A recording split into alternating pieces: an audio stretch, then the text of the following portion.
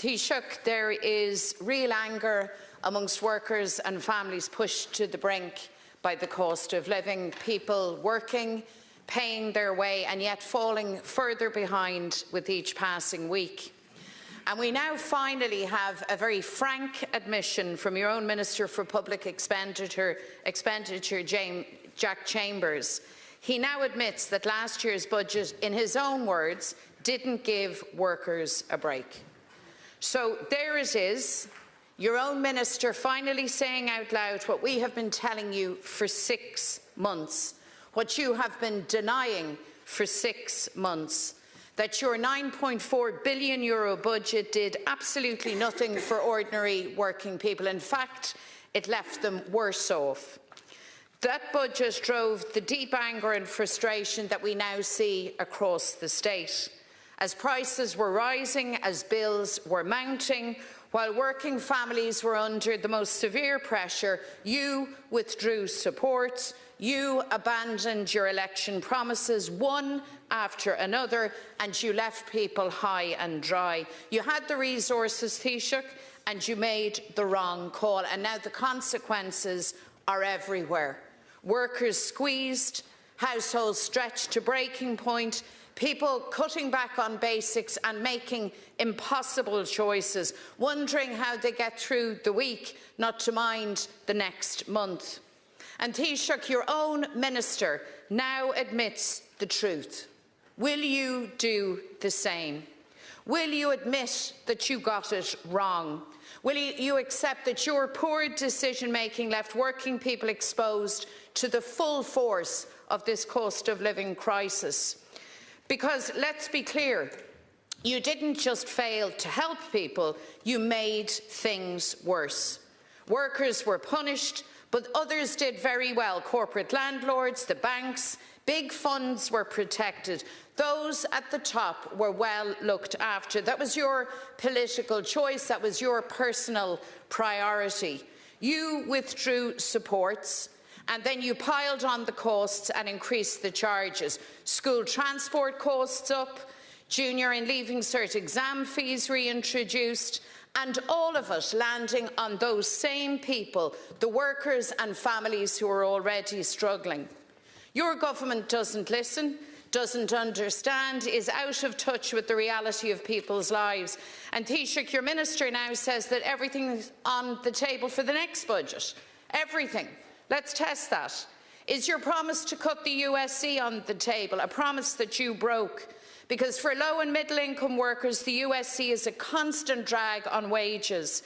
Every extra shift, every extra hour work taxed again. It punishes work and eats into pay packets.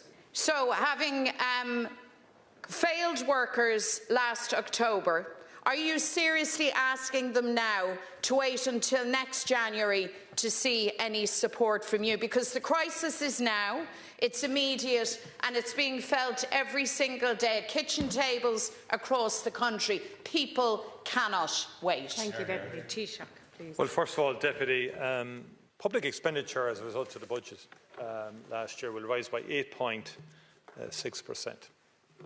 That's not failing anybody. That's a very, very high increase in investment in public services that all workers benefit from, and families and people generally benefit from.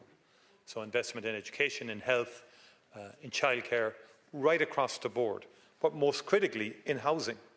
Because the number one issue facing our country remains housing.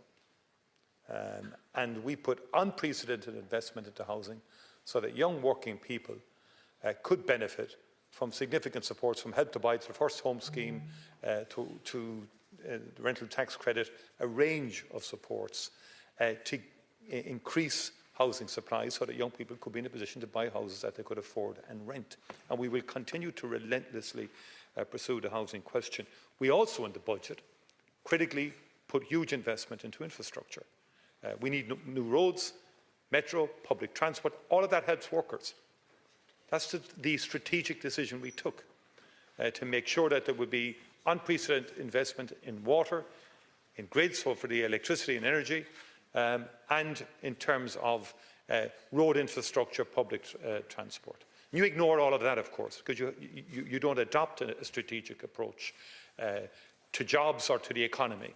And remember, the most important thing always in life is that we have an economy that can provide jobs to people.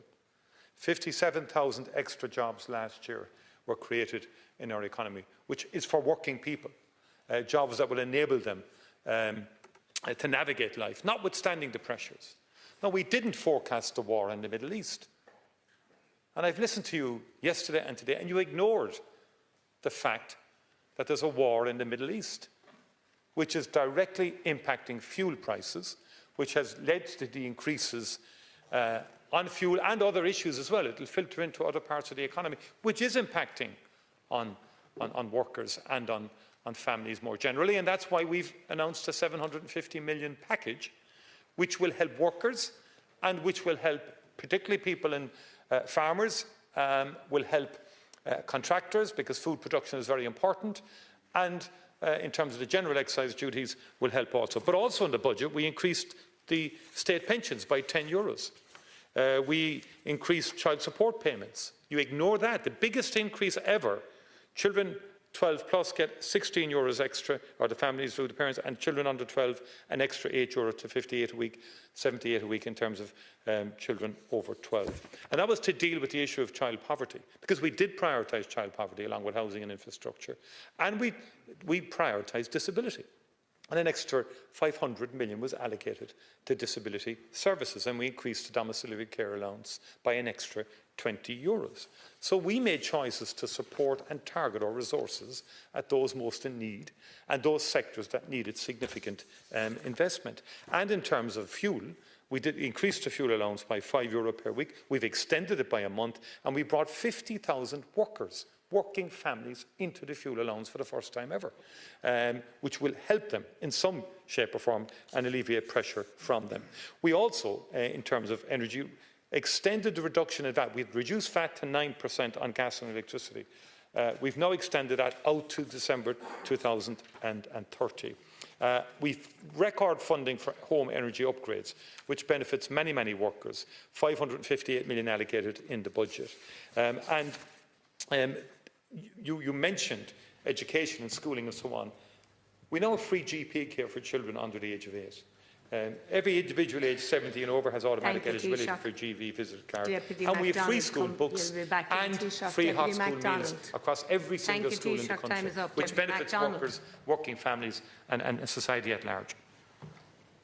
Well, your response again, Taoiseach, is very, very telling, because you ignored the immediate reality of people's lives. Yeah. You ignored the fact that hundreds of thousands of households can't make their electricity bills, that families the length and breadth of the country are struggling with their rent, struggling with their grocery bills, struggling to put bread on the table. You don't want to know that there is nothing strategically positive about leaving people in poverty. There is nothing good about creating that level of stress, that level of hardship for families and workers across the country. Your own minister accepts. He has said out loud what we all know, that your last budget failed working people and families. He has said and accepted that. How very telling that you can't accept that. You turn your face away from the people that you should serve. You turn your face away from the reality of their lives. And it seems no matter how hard it gets, Fianna Fáil and Micheál Martin are quite happy to let people struggle on. Well, people won't tolerate that, Taoiseach, and you will get your response again. Hafta tá cogar siúl agus tása good fao sin agus níl éon áras go bhfuil brú fíle taglaigh fud na tíre agus bhainte na tíre dá dheasca an cogadh tar siúl agus ardú praisana dá dheasca an goga sin. You've ignored the fact and failed to mention the fact the war in the Middle East has been a significant factor in the increase in fuel prices. Everybody knows that except you. And equally, you attacked measures in the budget that targeted poorest working families and the poorest in society. You didn't believe in targeting. You want universality across the board. And you have the similar approach to the Liz Truss approach in terms of the energy question. Sorry, I didn't interrupt you, Deputy, and you always have an inability to allow other people to speak because you don't like the truth. And all I'm simply saying is we know people are under pressure. That's why we brought in the 750 million package. That's why we brought in a 2 billion social protection package to protect pensioners and to protect workers who needed support. And we will do more, Deputy, and we will do more in the next budget, as we did in previous budgets as well.